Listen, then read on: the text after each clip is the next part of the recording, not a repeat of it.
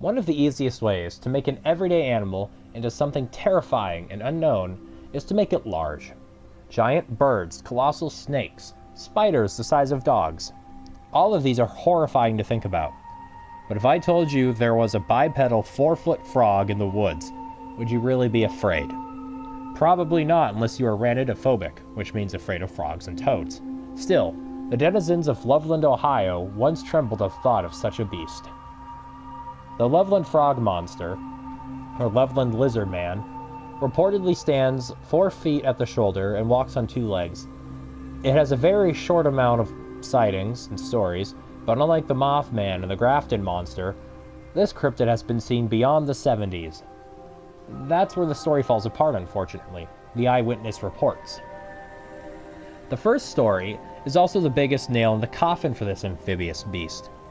The story claims that in 1955, probably the month of May, a man was driving home at night. Issue number 1.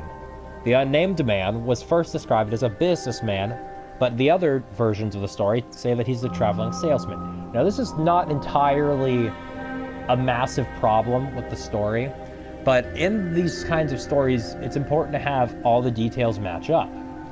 And one version of the story is more detailed than the other. It's a little sketchy.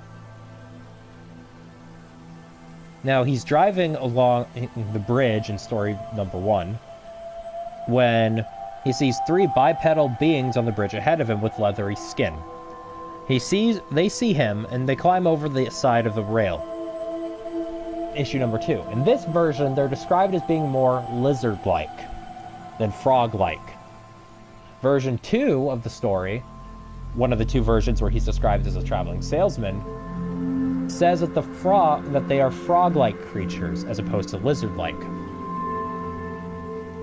Version 3 is also issue number 3.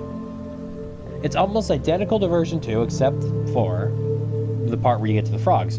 The frogmen are underneath the bridge, and when they're spotted by the salesman, one of the frogs pulls out a wand, points it into the air, and shoots sparks into the sky to distract the salesman so that the frogs can run away. I'm sorry, but this is just a little too ridiculous. The frogmen and their wizards? The second sighting happened on the 3rd of March, 1972, at 1 in the morning, when Loveland police officer Ray Shockey was driving near a local boot factory when an unidentified animal ran across the road. He got a good look at the creature in his vehicle's headlights, and he was able to measure it to be about 3 or 4 feet long. For you in the rest of the world, that's 0.91 meters to 1.22 meters. And about 50 to 70 pounds, 23 to 34 kilograms. It had leathery skin and crouched like a frog before standing on its hind legs and climbing over the railing and into the riverside brush. 2 weeks later, Shockey's colleague Mark Matthews saw a similar beast in the same area. He hadn't believed Shockey until now, so he quickly drew his weapon and shot the animal. He took the body back to the department and showed Shockey and the others. It was positively identified as a large iguana that had lost its tail, likely to predators.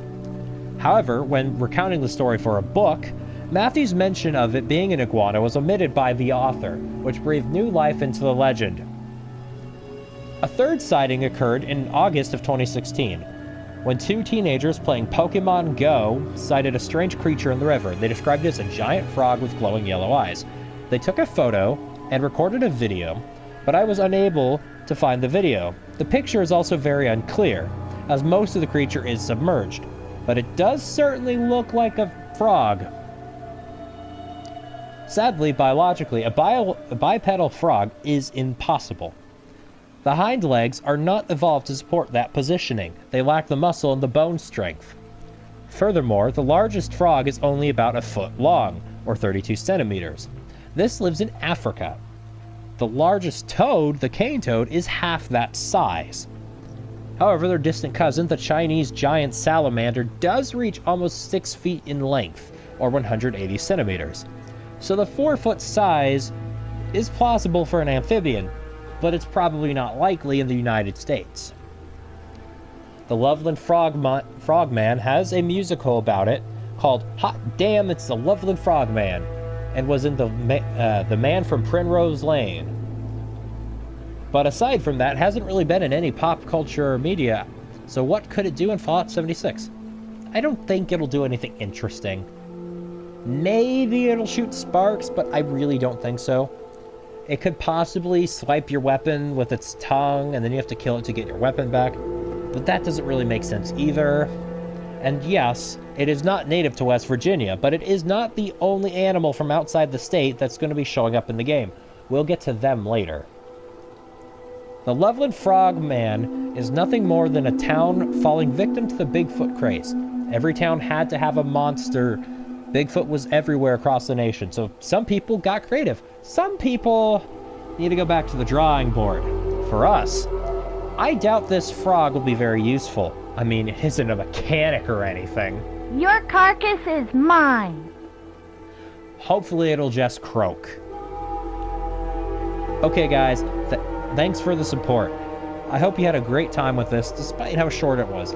I picked this one because it would be really short and easy, and that helps since next week I'm remaking the Mothman, Grafton Monster, and Wendigo installments as videos.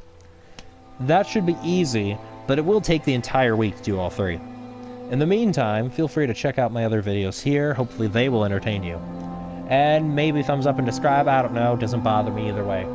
Alright everyone, take care of yourselves out there, and I'll see you in the Wasteland this November. Bye.